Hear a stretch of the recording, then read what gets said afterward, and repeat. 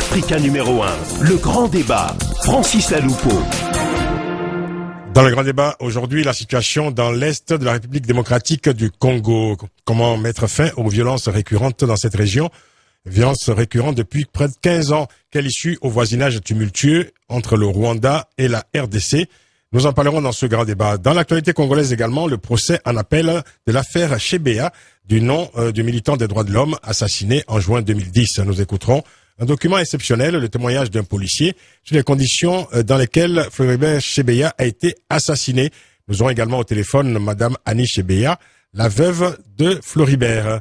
Voilà pour le sommaire de ce grand débat et l'émission est réalisée par Jérémy Boucher et Mohamed Datali. Le grand débat, analyse, décryptage, coup de gueule, commentaires. Le grand débat sur Africa numéro 1. On retrouve également le grand débat sur facebook.com/le grand débat. Nous serons en compagnie tout à l'heure de Emmanuel Kouzoumoami, débatteur polémiste de cette édition. Dans le grand débat, aujourd'hui, état d'alerte dans l'Est de la République démocratique du Congo. Un événement lors du sommet de l'Union africaine qui s'est achevé hier. C'était bien l'une des rares fois que le président congolais, Joseph Kabila, se rendait à un tel sommet. Il faut dire que la situation qui prévaut dans la partie australe de son pays est devenue particulièrement alarmante, alors qu'une nouvelle rébellion, le M23, multiplie les actes de violence. La population est contrainte une fois de plus à l'exode. Dimanche dernier, Joseph Kabila et son homologue rwandais Paul Kagame ont accepté le principe de la mise sur pied d'une force internationale neutre afin d'éradiquer, disent-ils, les groupes armés actifs. Quelle crédibilité accorder à cette annonce? Une force armée, une de plus, pour quoi faire? Alors que le Rwanda est accusé de soutenir la rébellion du M23, les pourparlers officiels entre les deux voisins, la RDC et le Rwanda, ressemblent de plus en plus à un poker menteur. Nous en parlons dans ce grand débat avec Madame Candide Okeke, directrice du cabinet du président national de l'APARECO. L'APARECO, c'est l'Alliance des patriotes pour la refondation du Congo. Candide Okeke, bonsoir. Bonsoir, Monsieur Laloupeau. Merci d'être avec nous. Vous devez être avec nous en studio. Vous êtes au téléphone et c'est très bien ainsi. On va parler de votre actualité, l'actualité de l'APARECO. On sait que Kinshasa doit accueillir en octobre prochain le sommet de la francophonie. Alors, un sommet auquel s'oppose l'APARECO, qui continue de contester les résultats des dernières présidentielles. Alors, l'APARECO demande notamment au président français de ne pas se rendre à ce sommet. Alors, pour l'instant, l'Élysée semble hésiter. François Hollande conditionnerait sa venue à des signes de bonne foi des autorités congolaises, tels que la bonne tenue des prochaines élections provinciales, ou encore le bon déroulement du procès des assassins du militant des droits humains, Floribert Chebea. Qu'est-ce que vous pensez aujourd'hui, je dirais, de cette hésitation? En tout cas, quelle réponse avez-vous de la part des autorités françaises? Écoutez, de la part des autorités françaises, c'est exactement ce que vous venez de dire, c'est que pour l'instant, rien n'est acquis pour ce qui est de la présence de M. Hollande en RDC. Et je pense que pour ceux qui arrivent qui lisent un petit peu entre les lignes, c'est un peu du jamais vu pour un sommet aussi important, etc. On a vu d'autres sommets auxquels M. Hollande a eu à participer, il a annoncé bien avant. Il n'y a pas eu autant de tractations. Alors nous prenons c'est justement toutes ces hésitations-là. Nous pensons que ça va déjà dans le sens du message que nous passons, à savoir que les choses ne sont pas si normales que ça en RDC. Sinon, M. Hollande aurait sûrement déjà dit oui, aurait déjà annoncé sa présence. Donc nous continuons la pression et nous pensons dans tous les cas qu'au vu justement de la dernière déclaration de l'Élysée, quand on demande que la RDC fasse des progrès en matière de démocratie, etc., regardez ce qui se passe chaque jour en RDC. Il y a eu un rapport de la ZADO il y a quelques jours à peine sur des civils qui ont été assassinés, exécutés sommairement dans le Katanga. Il y a une dizaine de civils et je crois 5-6 jeunes femmes qui ont été violées dans la foulée. Donc voilà, pour matière de progrès, pour les droits de l'homme, etc., vous voyez bien qu'on n'y est pas du tout, on en est même très loin. Et ce qui se passe, ce qu'on vient d'apprendre encore là par rapport à l'affaire Chebea ne fait que nous conforter dans tout ça. Nous pensons qu'une fois arrivé, d'ici quelques semaines et même d'ici la date du prochain sommet, la RDC n'aura fait aucun progrès significatif pour justifier la présence de M. Hollande en RDC. Alors, Voilà.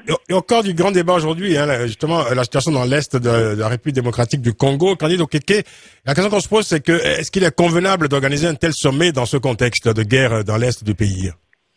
Ben écoutez, justement, moi je veux profiter même du fait que nous soyons sur une radio africaine pour quand même essayer de mettre en relief un aspect de ce qui est profondément africain. La RDC aujourd'hui ressemble quelque part à un mouroir. Quand on donne des chiffres tels que 1500 morts par jour, rien qu'à l'Est, avec plus de 1000 femmes violées par jour, rien qu'à l'Est, écoutez, on voit bien que ce pays-là tend à ressembler plus à un cimetière qu'autre chose. Si on nous parle de paix, parce qu'on nous a bassiné les oreilles depuis une décennie, en disant que voilà, pratiquement la paix était déjà revenue, mais c'est absolument pas le cas. Aujourd'hui, pour les Congolais, nous estimons que nous sommes en deuil. Alors, en tant qu'Africain, on ne pourra même pas comprendre qu'on puisse organiser des festivités comme cela, pendant qu'il y a autant de Congolais qui sont en train de mourir, ou pendant qu'il y a autant de Congolais qui souffrent. Donc, par respect pour la douleur des Congolais, nous trouverions normal que les chefs d'État des États membres de la francophonie de l'OUA ne viennent pas dans ce contexte-là. C'est la moindre des choses. On n'a jamais vu des gens faire la fête pendant que d'autres sont en deuil. Nous sommes en Afrique quand même. C'est inconcevable. Et on compte près de 4 millions de morts quand même depuis 1998 dans ce pays. Voilà, vous faites bien de le rappeler, tout à fait. Voilà, c'est impensable. Je veux dire, tout montre aujourd'hui qu'on ne peut pas organiser ce sommet. Alors, quelque part, ce qui fait encore plus mal aux Congolais aujourd'hui, c'est de voir que pendant pour une fois au moins, on a un chef d'État occidental qui donne clairement des signaux pour montrer qu'il est, en tout cas du moins si on se base sur ce qu'il a dit pendant sa campagne, il a donné des signes clairs pour dire que voilà, il aimerait que son arrivée au pouvoir sonne le glas, ou en tout cas soit une mauvaise journée pour ceux qui maltraitent les populations. Et le comble aujourd'hui, c'est de voir qu'il y a des Africains qui vont vers ce monsieur pour lui demander non d'y aller quand même. C'est quand même incroyable qu'on nous dise que la présence de M. Hollande sur place va peut-être changer les choses. Mais M. Sarkozy était allé aussi, pratiquement dans le même contexte. Puisque voilà, la situation n'était pas mieux qu'aujourd'hui. Et qu'est-ce qui a changé depuis? Rien du tout. Alors aujourd'hui, si on veut que M. Kabila fasse réellement un effort, mais alors qu'on le mette effectivement au pied du mur, qu'on attende des vrais avancements. Aujourd'hui, il n'y en a aucun. Au contraire, nous régressons. Bien sûr.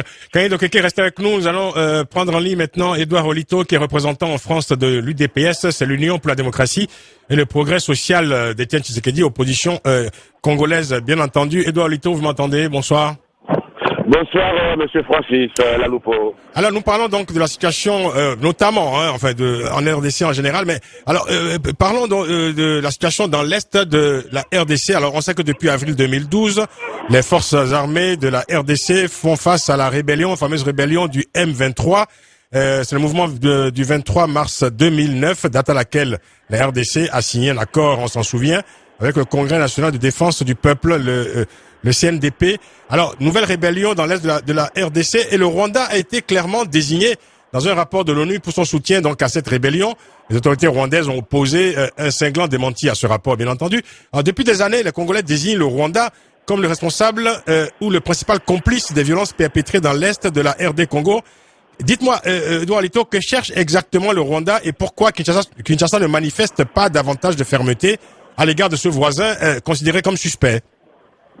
C'est très clair et c'est clair comme l'eau de source. Vous savez, ce qui se passe à l'est du Congo, c'est une comédie macabre, une mise en scène signée par Kagame et Kabila. Ce sont les deux qui sont responsables de la situation qui prévaut dans cette partie du pays.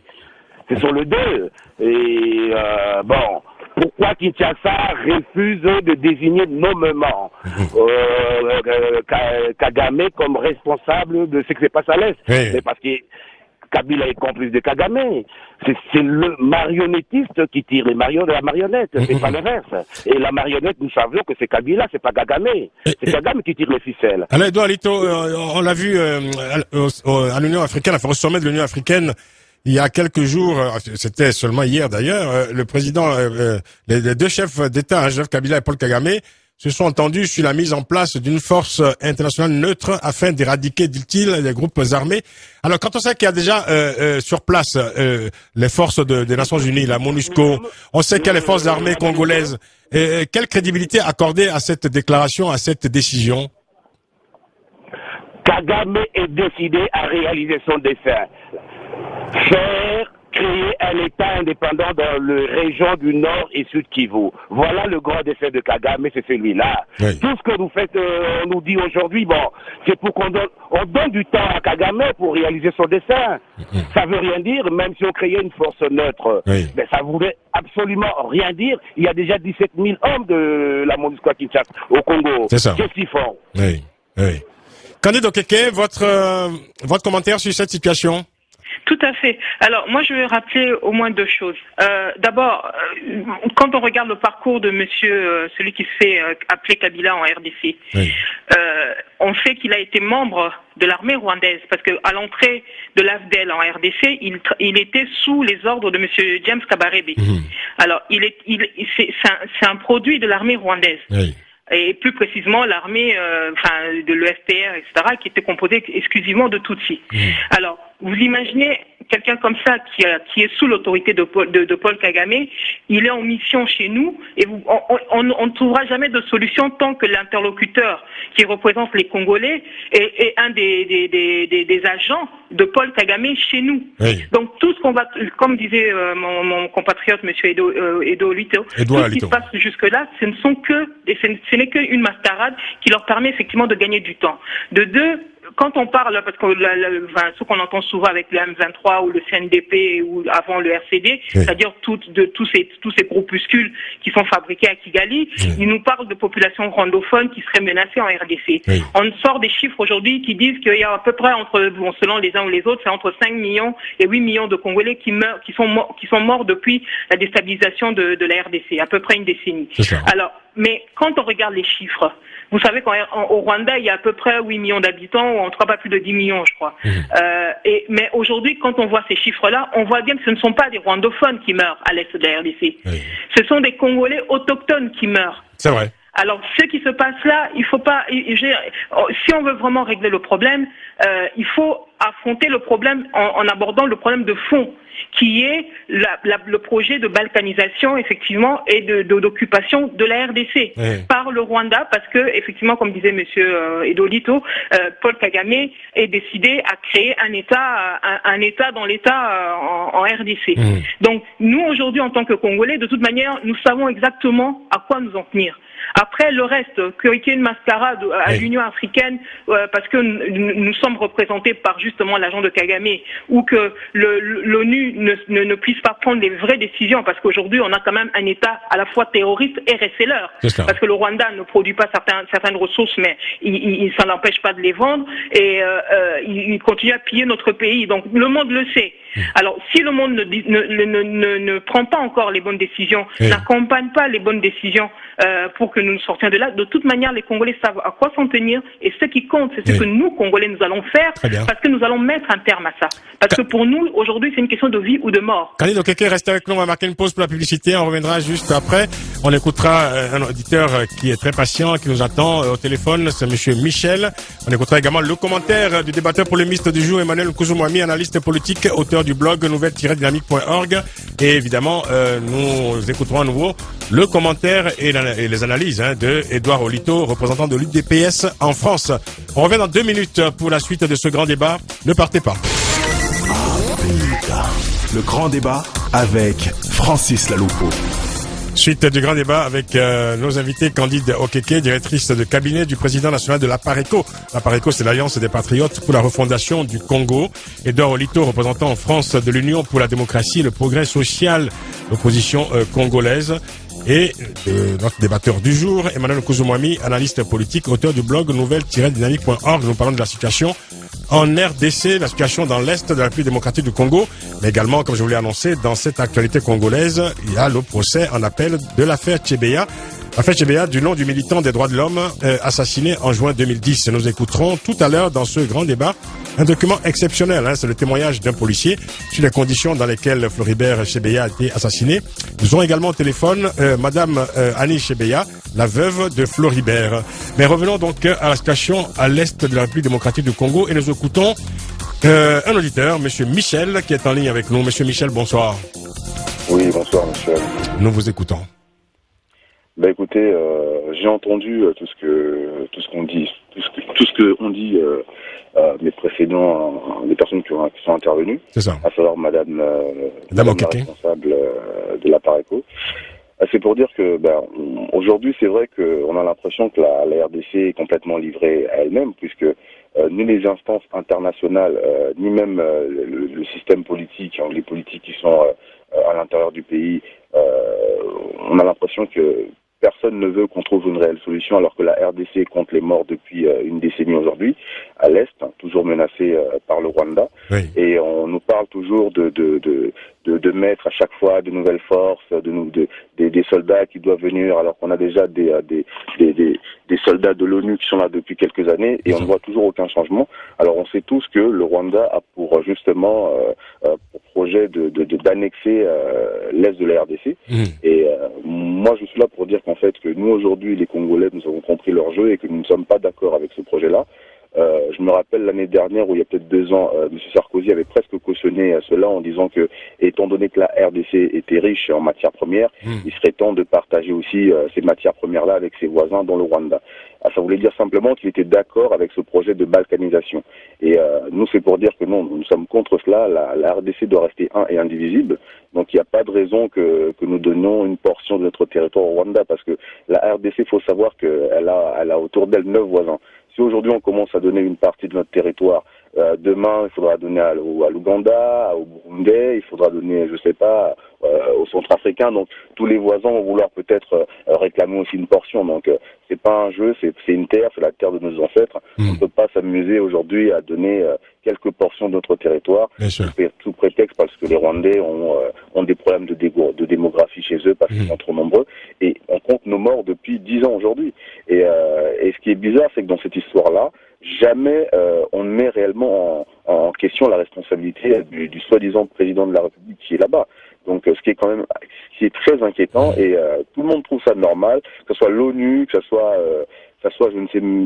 En fait, on est vraiment livré à nous. On comprend bien, Michel. Et je pense qu'il faut que les Congolais comprennent qu'il n'y a que nous qui allons sauver ce pays-là, et on doit compter sur personne d'autre, et encore moins sur l'ONU. La RDC compte ses morts depuis 15 ans et non pas 10 ans, même, Monsieur Michel, c'est vrai. Oui, tout à fait. Oui. Merci beaucoup. On écoute Monsieur Kelly, ensuite on revient ici en plateau pour écouter Emmanuel Nkuzumwami. Monsieur Kelly, bonsoir. Bonsoir, monsieur Volalompo. Bonsoir. Nous vous écoutons. Oui. Alors, je suis navré d'attendre que mes confrères congolais, aérois, entre guillemets, au lieu de parler du mal de tout ce que le Congo souffre au jour d'aujourd'hui, si je comprends bien, ils ne tournent tous qu'autour de la personne Kabila. Le problème du Congo n'est pas Kabila au jour d'aujourd'hui. Le problème du Congo, c'est nous, Congolais. Parce que tous, on cherche tout simplement à s'accaparer d'une portion. Kabila, comment dirais-je, Sarkozy est parti au Congo, comme vient de parler l'auditeur qui m'a précédé. Il a demandé qu'il y ait justement la balkanisation du Congo. Et les Congolais, au jour d'aujourd'hui, Congolais, que je suis fier de mon pays, je dis non, N-O-N. Bon, au jour d'aujourd'hui, si Hollande, demain, serait à Kinshasa, admettons, c'est pour apporter une solution pour la paix dans notre pays. Comment ça? Pour l'unité de notre pays. Tout à chercher. Il y a un souci avec M. Kelly, je crois. M. Kelly. Pardon? Allez-y. Oui. Parce que nous, personnellement, au jour d'aujourd'hui, d'abord, le Congo n'a pas d'armée. Depuis toujours, nous faisons seulement la paix aux Africains, comme quoi que nous avons une armée structurée, nous n'avons rien. Nous avons eu depuis des années qu'il y a des voleurs à la tête de l'État.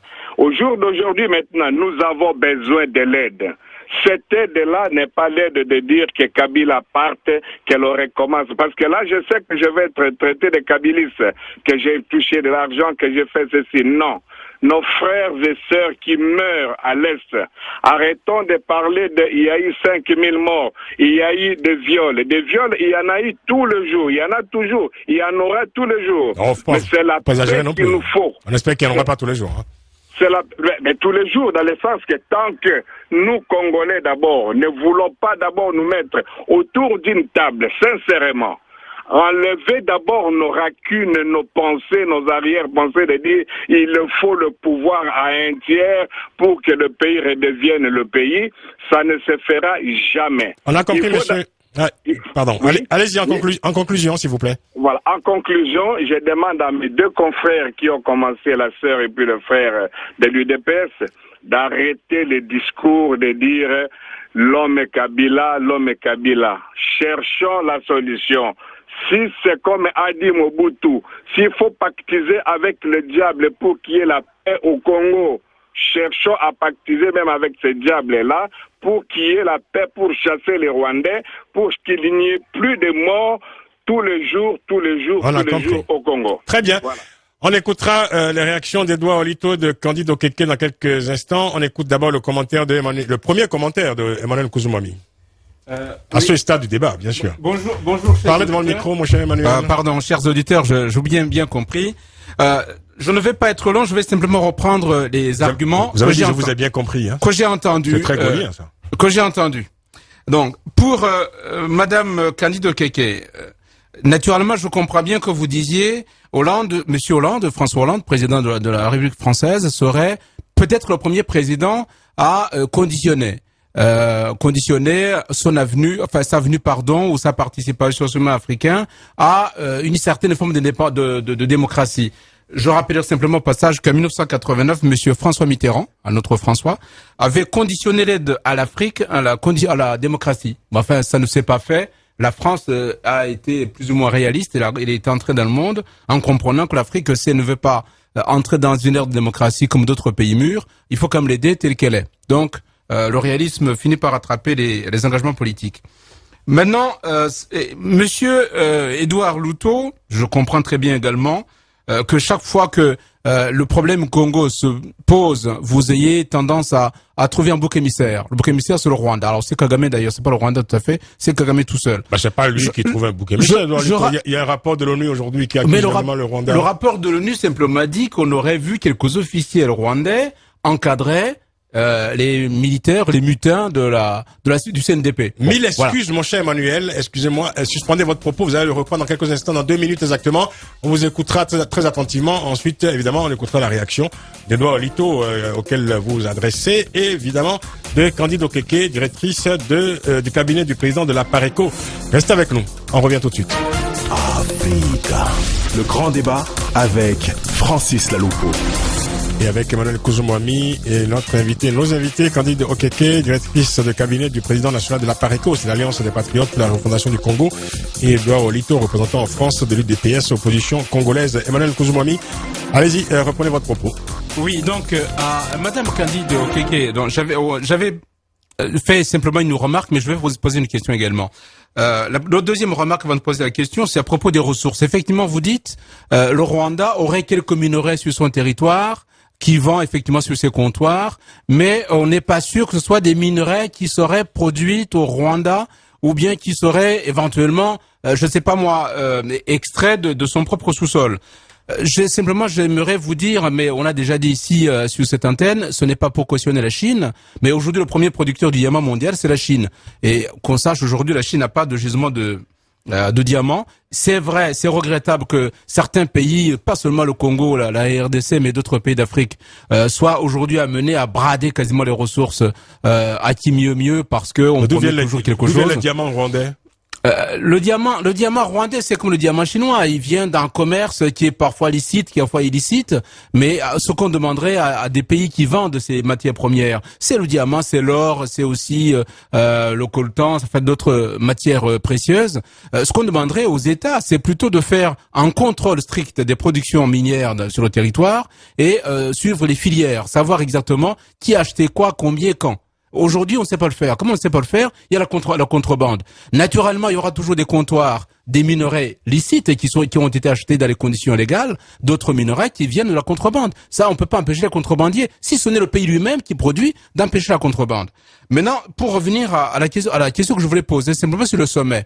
Bon, vous dites, il faudrait pas que M. Hollande ou d'autres présidents des pays démocratiques viennent au Congo parce que ce serait donner un blanc-seing au régime congolais. Mais encore une fois, ça c'est la politique de l'isolationnisme.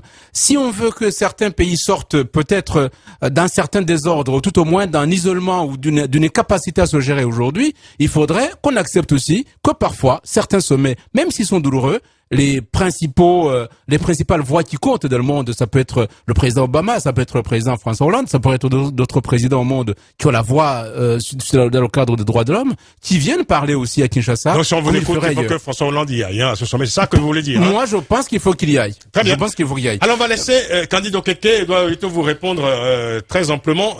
On commence par vous, Candide Okeke. Oui, alors je pense que au vu de la tragédie que nous avons en RDC, au vu du nombre de morts, de viols, etc., on ne doit pas non plus continuer à occulter ce qui se passe réellement. Nous parlons de l'occupation de la RDC. Il ne s'agit pas d'un gouvernement qui, dans un contexte démocratique, ne remplirait pas son rôle, etc. Non. Il s'agit d'occupation. Alors, la dernière fois, je lui ai donné une image. Vous prenez l'exemple de la France, où il y avait des troupes étrangères en France, qui étaient des troupes allemandes. On ne parle pas ni d'élections pendant ces périodes-là. On ne parle pas, c'est-à-dire ceux qui sont là, le gouvernement qui est en place, c'est un gouvernement d'occupation. Monsieur, je ne sais pas de quoi vous nous parlez. Moi, je vous parle de ça. Alors, si vous voulez continuer avec ces discours-là qui consistent à nous faire croire que nous sommes dans un régime démocratique, écoutez, vous pouvez continuer à vous fermer les yeux, à vous mettre les œillères. Mais aujourd'hui, le peuple congolais a compris. Joseph Kabila, celui qui s'est fait appeler Joseph Kabila, est un agent rwandais au service du Rwanda. Il participe au pillage de nos ressources et il participe à la balkanisation et à l'occupation de nos ressources. Après tout ce que vous pouvez dire là, si vous voulez, vous pouvez continuer. Sachez une chose, c'est que le peuple congolais se prépare à réagir en fonction de ces réalités. Que vous les perceviez comme telles, ça ne changera rien à ce que nous allons faire. Les Juifs qui étaient dans les camps d'extermination sous le nazisme, s'ils avaient l'occasion de s'enfuir ou de faire ce qu'ils pouvaient pour sauver leur vie, ils n'allaient pas demander la permission de qui que ce soit. Oui. Le peuple congolais est dans cette situation aujourd'hui. Tous ces discours édulcorés qui consistent à continuer à se camoufler la vérité et puis à continuer comme ça pendant des années et des années à accepter que les Congolais continuent à mourir comme des fourmis, ça, monsieur, c'est tant pis pour vous. Très bien, Candide Okeke, on écoute Edouard Olito.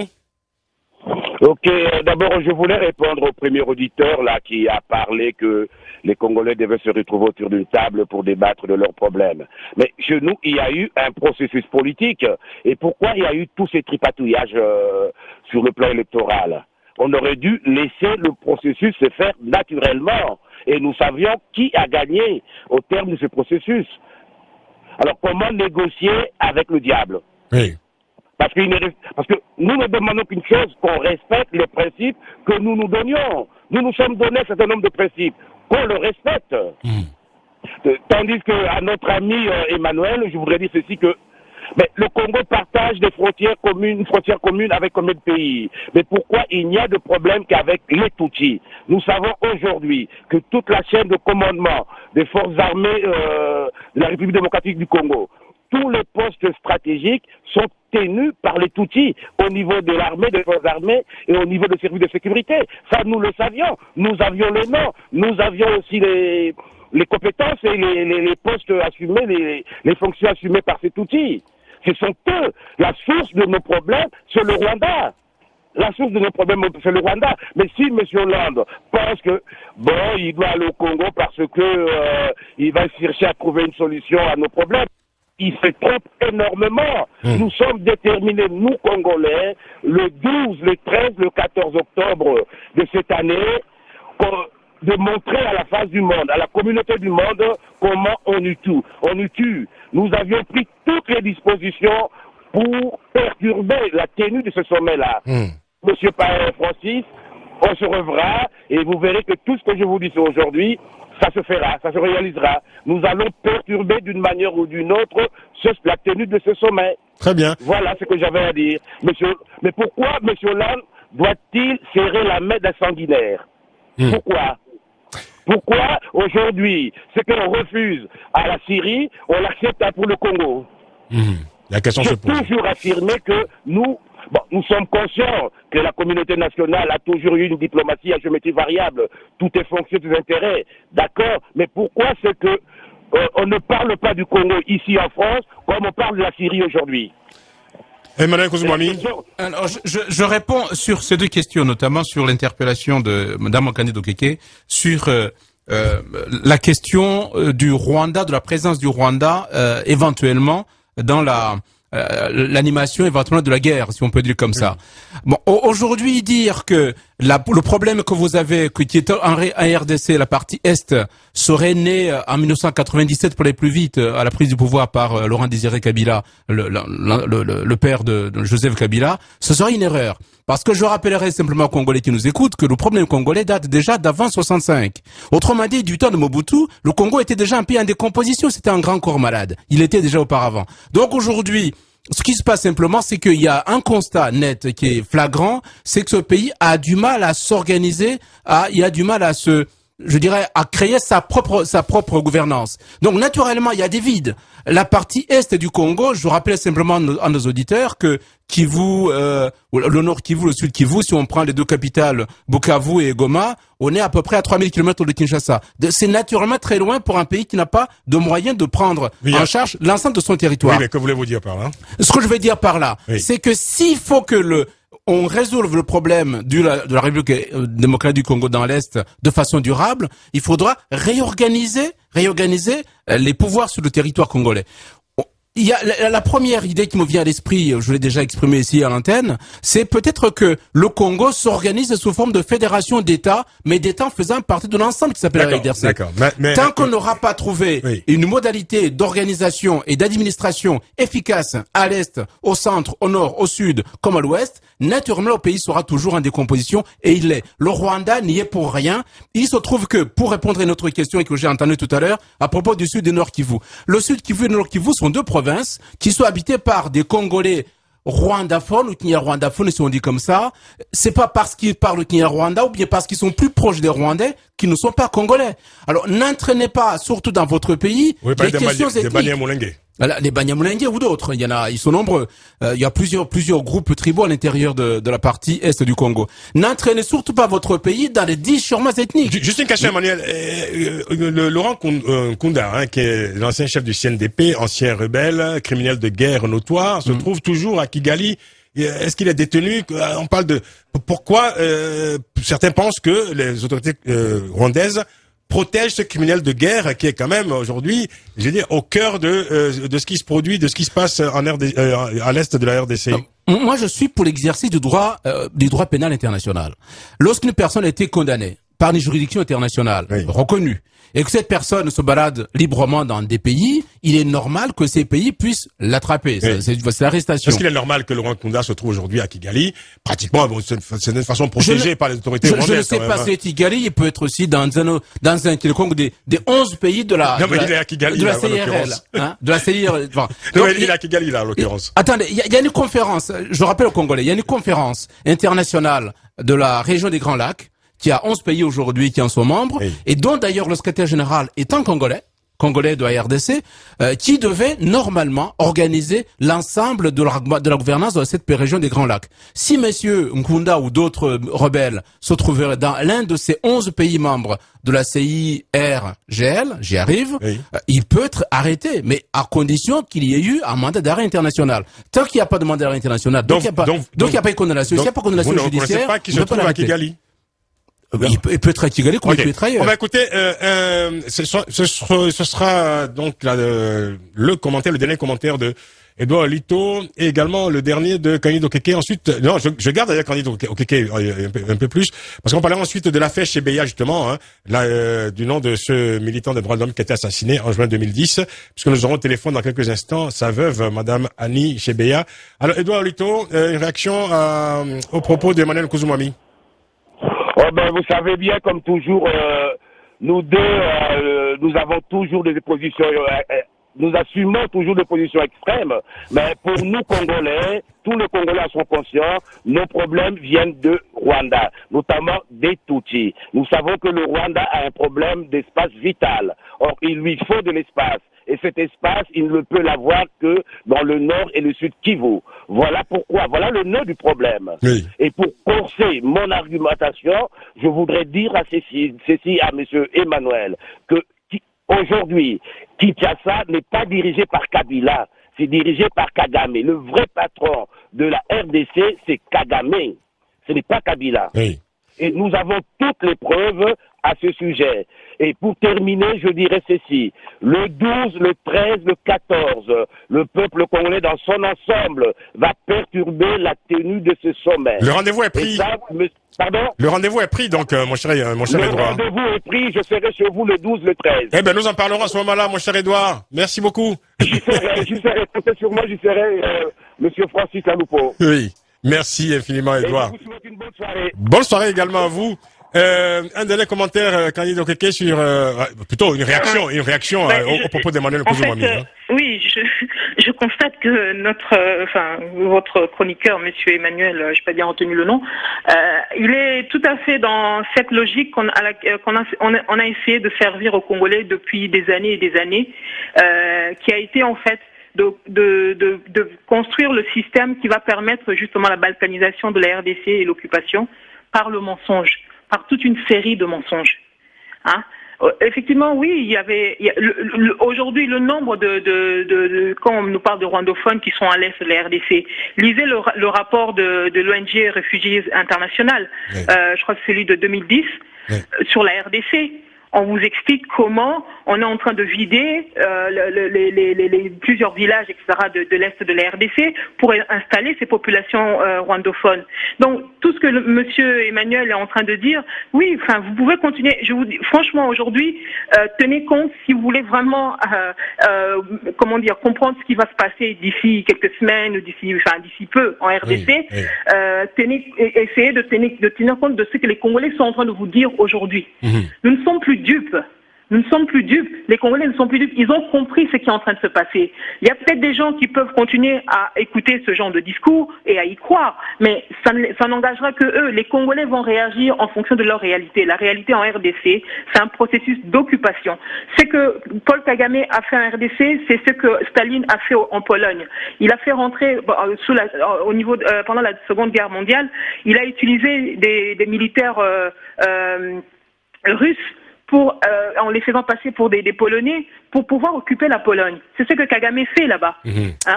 Donc voilà, tout ça, après, on peut nous dire aujourd'hui que voilà, il faudrait peut-être que Kagame n'est qu'un bouc émissaire. Monsieur Emmanuel et toutes les personnes qui... Écoutez, là, les Congolais n'y croient pas à ça. Et tous ces discours-là, ça n'engagera que vous et vous allez apprendre à vos dépens ce que les Congolais ont compris. Merci Candice Okeke, merci d'avoir participé à cette émission. Je rappelle, vous êtes directrice du cabinet du président de la Pareco. À très bientôt, ma chère Candide. Hein. Oui. Voilà, dans quelques instants, nous serons en ligne avec Madame Annie Chebeya, veuve de Floribert Chebeya, militant des droits de l'homme congolais, assassiné en juin 2010. À tout de suite. Africa. Le grand débat avec Francis Laloupo. Dans le grand débat aujourd'hui, la République démocratique du Congo, nous avons parlé de la situation dans l'Est de la République démocratique du Congo. Débat forcément inachevé. Mon cher Emmanuel Kouzoumoumi, vous êtes le débatteur de cette émission, débatteur du jour. Et voilà, nous allons parler maintenant d'un autre sujet qui domine l'actualité en RDC. C'est le procès en appel du meurtre du défenseur des droits de l'homme, Floribert Chebeya, et de son chauffeur Fidel Bazana. C'était en juin 2010. Ce procès en appel se déroule actuellement et Thierry Michel, qu'on connaît, cinéaste donc, qui a fait un film donc sur cette affaire, a révélé le témoignage d'un policier. Un policier qui se cache actuellement dans un pays voisin de la RDC. Et ce policier affirme avoir été témoin des assassinats. On écoute ce témoignage et on sera ensuite en ligne avec Madame Annie Chebeya, la veuve de Floribert Chebeya. On écoute. monsieur que vous parlez, Tchébéa, j'étais avec lui ici dans mon bureau. Il a été assassiné par le major Christian en complicité avec le général Enoum, en complicité avec le colonel Daniel.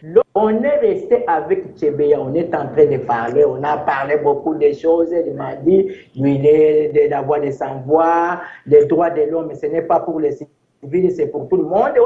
On a commencé à parler. Le temps qu'on parlait avec Tchébéa, là derrière, là en dehors, le major Christian et le colonel Daniel commençaient déjà à faire quoi? À se préparer pour l'assassinat.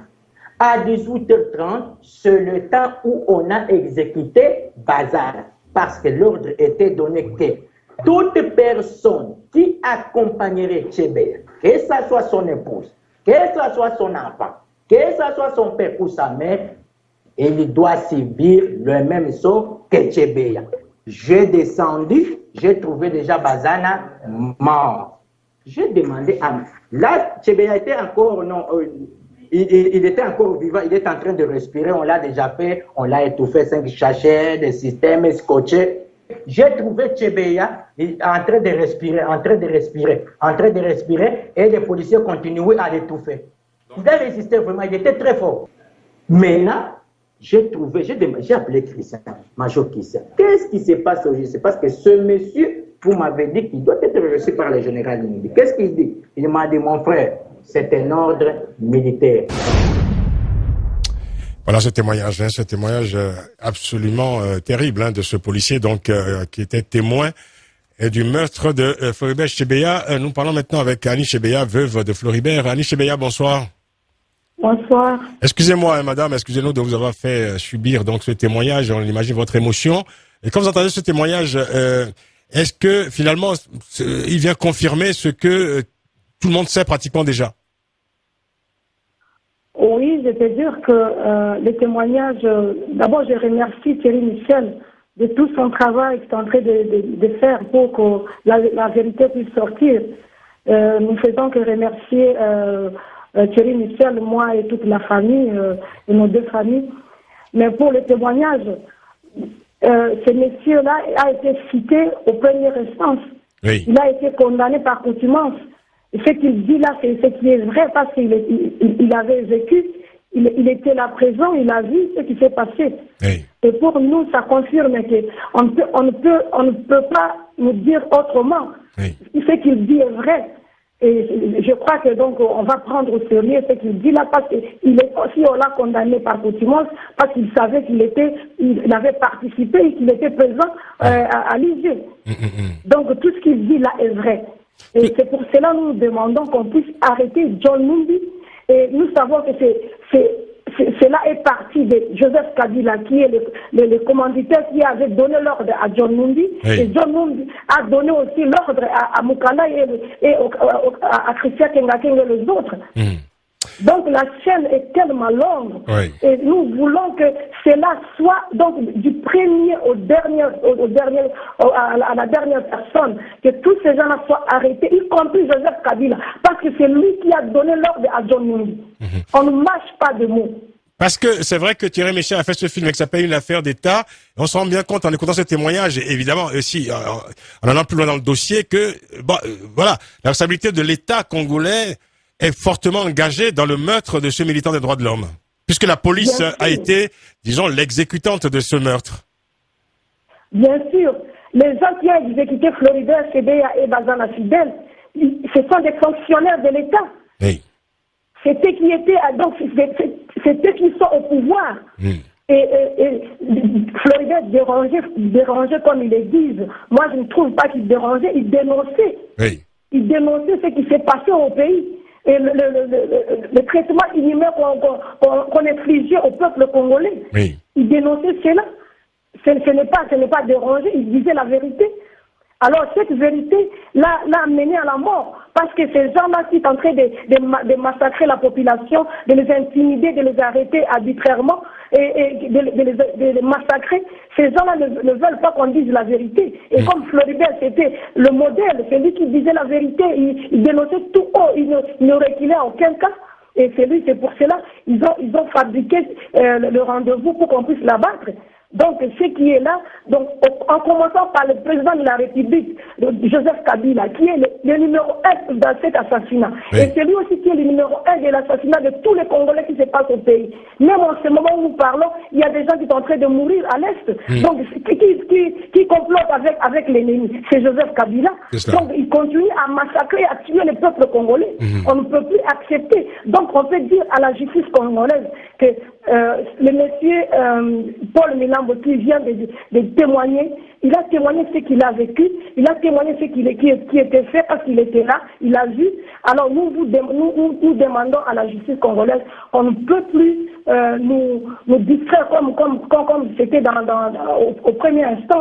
Donc nous voulons cette fois-ci qu'on puisse arrêter John Numbi en commençant par son chef qui lui a donné des ordres, Joseph Kabila, et tous les autres qui ont participé de longue de près sur cet assassinat. Justement, madame, qu'est-ce qu'il faut attendre de ce procès d'appel? Alors, vous dites évidemment que justice passe, mais est-ce qu'on peut réellement pleinement faire confiance à la justice aujourd'hui dans ce Congo qui est quand même fortement dominé par ce régime autocratique? Mais justement, notre justice n'est pas indépendante. La justice n'est pas indépendante. Même les gens qui travaillent sur cette justice-là, ils sont pris en otage par Joseph Kabila et son gouvernement. Oui. Même s'ils ont la foi de dire la vérité, ils ne le diront pas parce que il y a les fusils qui sont là, il y a des chars de combat qui sont là, il y a des gens qui sont prêts à les arrêter. Oui. Alors nous sommes là, nous attendons que cette fois-ci, qu'on nous dise la vérité, que cette fois-ci, qu'on puisse punir tous les assassins, en commençant par Joseph Kabila, celui qui a donné l'ordre à John Numbi et à tous ces gens-là. Nous ne sommes plus des enfants. On a compris, on a tout compris. On ne sommes plus des enfants. Je crois que tout le peuple congolais et tout le peuple du monde ont compris tout ce qui se passe au pays. Que Joseph Kabila, c'est un assassin, c'est lui qui donne les ordres à tous ses collaborateurs pour qu'on puisse assassiner le peuple congolais et les massacrer. Alors nous, en tant que famille, la famille de Florida CB, la famille de Bazana Fidèle, moi je joue des rôles en tant que petite sœur de Fidèle Bazana. Nous voulons qu'on puisse nous restituer les restes de corps de Bazana Fidèle, là où on a enterré dans la concession de John Numbi, qu'on puisse les déterrer, qu'on nous donne même les restes de ce corps, on puisse les enterrer près de Florida CB, parce que ce sont les 2 militants qui sont morts pour le peuple, pour le pays. C'est ce que nous voulons. Et nous voulons aussi que tous les assassins soient arrêtés, qu'on ne puisse pas nous distraire. Nous ne voulons plus la distraction. Cette fois-ci, on s'est préparé. Si cela ne tienne pas, et on va aller dans des instances internationales. C'est ce que nous voulons. Très bien. Parce qu'on nous a dit, quand je suis allée en Europe, on m'a dit que madame, comme la justice congolaise a dit qu'il va continuer à instruire le dossier, laissez-la impurer, donc qui termine tout ce qui est national. Et si ça ne va pas, et là on va amener le dossier à la justice internationale. Parce que Floribert est mort parce qu'il avait dénoncé l'assassinat d'un peuple, d'un tribu, des adeptes de Bundu dia Congo. Alors, en commençant par là, c'est déjà un grand dossier qu'on va commencer avec pour qu'on puisse sortir la justice sur l'assassinat de Floribert. Très bien. C'est pour cela que nous disons, que nous attendons, nous regardons. On a déjà on a pris toutes les dispositions nécessaires. Nous attendons qu'ils terminent la parodie qu'ils sont en train de faire là-bas. Mais cette fois-ci, je crois qu'ils vont se rattraper. Merci beaucoup, merci infiniment Annie Chebeya. Bon courage à vous en tout cas. Merci infiniment d'avoir accepté de parler avec nous dans cette émission. Oui, c'est moi qui vous remercie, monsieur. Merci beaucoup. Merci à vous. On revient en plateau. Emmanuel, on n'a plus beaucoup de temps, juste quelques secondes de commentaires. Et j'aimerais qu'on écoute aussi, alors, pendant quelques secondes également, à Candide Okeke qui est resté avec nous en ligne pour écouter ce témoignage. Oui, effectivement, le témoignage de Madame Chebeya est saisissant et je comprends très bien que en tant que victime peut-être d'un assassinat de cette nature-là, il est naturel qu'elle s'exprime dans cette forme-là. Simplement, je voulais dire deux choses. Ce sera pas très long. Vraiment très très court. La première chose, c'est que les juridictions congolaises devront faire le travail. c'est ce que vous avez commencé à faire. Il y aura un appel. Après l'appel, s'il y a la Cour suprême, vous irez à la Cour suprême. Et en tout cas, il faut que la procédure judiciaire continue. Deuxième chose, et je m'arrêterai là. Ne collectivisez surtout pas le crime. Ne dites pas parce que mon mari est mort à la suite d'une personne qui aurait été envoyée par le pouvoir pour l'assassiner, donc je conclus que l'Est du Congo, le Sud du Congo, le Nord du Congo, c'est la même personne qui organise les tueries partout. Donc nous sommes dans un crime ici individuel d'une personne qui a été assassinée à la vue des témoins, puisque vous avez des pièces judiciaires, il faut les garder. Vous êtes dans une procédure judiciaire, restez dans une procédure judiciaire avec la personne, avec la victime et les témoins. C'est tout. En tout cas, ne vous emballez pas en disant dans tout le pays du monde entier, pendant tout le Congo, c'est comme ça que ça se passe. Oui. Juste en 30 secondes, s'il vous plaît, parce qu'on arrive à la fin de l'émission. Merci beaucoup. Je pense que le témoignage que tout le monde a entendu est plus qu'affligeant. Enfin, je veux dire, c'est quand avec autant d'éléments sur ce qui se passe en RDC. La même personne couvre Bosco Tanganda, à qui on avait délivré un mandat d'arrêt. 2 mandats d'arrêt. Il n'est toujours pas exécuté. La même personne permet que Kunda Batouare, qui est au Rwanda aujourd'hui, ne soit pas extradé. La même personne couvre John Numbi. La même personne participe au pillage de la RDC. Alors voilà aujourd'hui le système dans lequel celui qui se fait appeler Joseph Kabila enferme le Congolais. Merci, un système d'impunité qui permet de détruire ce pays. Merci infiniment, Candide. Merci beaucoup. Merci à vous, Emmanuel Kouzoumoumi. Merci à toute l'équipe du Grand Débat, à Stéphanie Hartmann. Merci à Jérémy Boucher et Mohamed Ali qui ont réalisé cette émission. Rendez-vous demain pour une nouvelle édition du Grand Débat. Bonne soirée à l'écoute d'Africa numéro 1 et prenez soin de vous. Au revoir. Africa numéro 1, le Grand Débat.